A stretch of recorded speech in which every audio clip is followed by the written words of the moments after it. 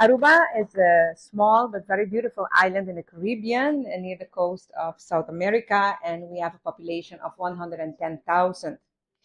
And as we highlight the remarkable strides made by women in the Gulf, I am very honored to share with you Aruba's journey in digital transformation, a journey led by our commitment to inclusion, to innovation, and to progress.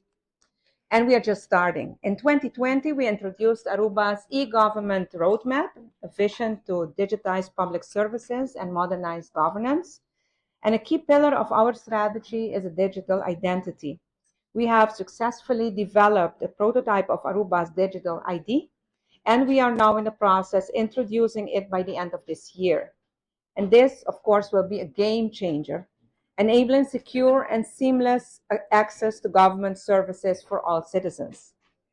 Our digital transformation efforts received a significant boost with 14 million euros in funding from the European Union, and this will accelerate our national digital agenda.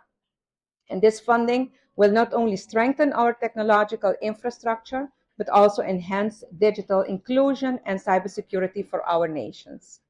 In the coming weeks, we will publish the change management plan developed in collaboration with the Estonia e-Governance Academy, which will pave the way for implementing an interoperability platform, integrating systems between our civil registry department, the Department of Integration, and Tax Department.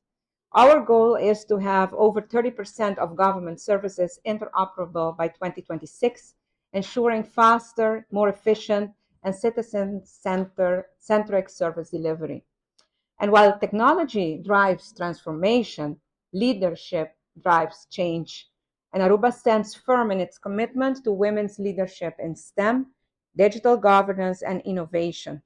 And together, let's shape a future where digital transformation is not just a policy, but a promise of progress for women, for nations, and for the world. Thank you.